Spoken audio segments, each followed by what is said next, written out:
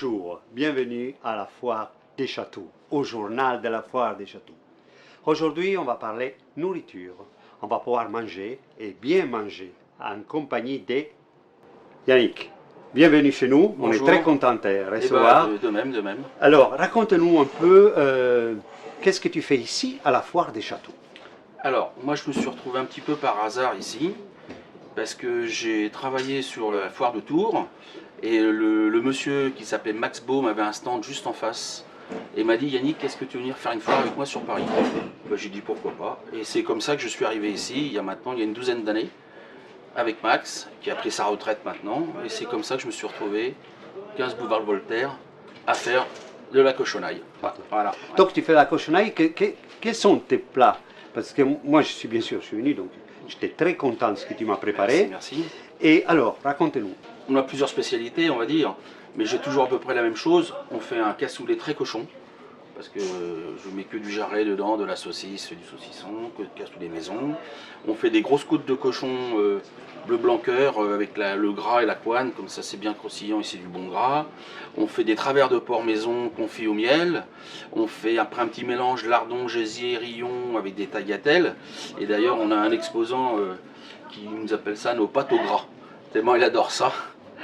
Et donc voilà, on fait ça. On fait aussi l'entrecôte, on fait un petit peu de volaille quand même pour faire plaisir à tout le monde. On fait une salade. Voilà, pour qu'il y ait un petit peu, toutes sortes de personnes peuvent venir manger chez nous, on s'adapte en fonction de ce que les gens veulent manger, mais notre carte est principalement axée sur le cochon. De toute façon, je l'ai vu. Dimanche dernier, on n'arrivait même pas à passer, il fallait faire la queue pour manger chez toi. Ouais, c'est normal ça? Bah oui, c'est maintenant, oui, au bout de 10 ans, on a fait nos preuves et je pense que c'est parce que les gens nous font confiance maintenant. Oui, oui. Non, et j'essaie de garder la même qualité, j'ai toujours le même personnel, que je remercie d'ailleurs parce que c'est ce qui fait la maison. C'est que même si les gens ne me voient pas, parce que moi je suis en cuisine avec Romain le chef, devant il y a toujours Vivi et Johan et Guy, éternels partenaires, qui sont présents pour la clientèle, et donc toujours le sourire, c'est la devise de la maison, le sourire, la bonne humeur. Alors je dis pas que des fois je m'agace avec certains clients qui ne me comprennent pas, mais c'est pas grave, je ne changerai pas ma politique, je veux garder la droiture dans les assiettes, la qualité et le sourire de la maison. Et si on parle de la foire, quelle est l'ambiance? Parce que vous faites quand même partie intégrante pour créer une bonne ambiance, les sourires. Oui, le côté alimentaire est plaisant dans une foire, c'est important. Comme ça, les gens vont chiner le matin, vont s'arrêter, grignoter un petit bout le midi et vont continuer à chiner l'après-midi.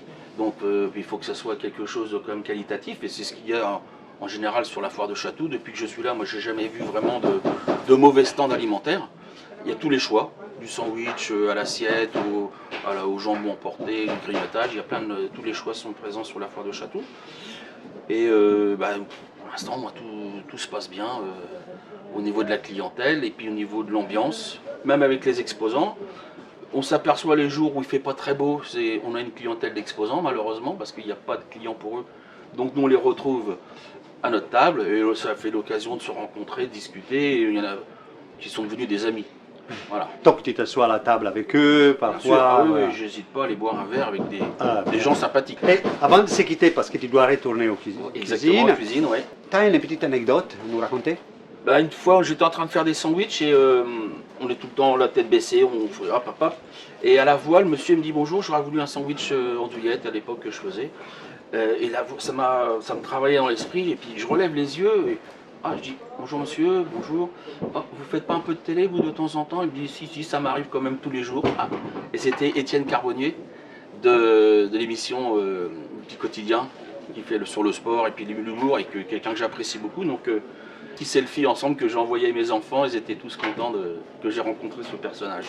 Eh bien sur ça, bon, je vous souhaite bon appétit, hein, parce que c'est la seule chose que je peux vous souhaiter à l'heure actuelle, et à demain, toujours pour les journaux de la foire. Ciao!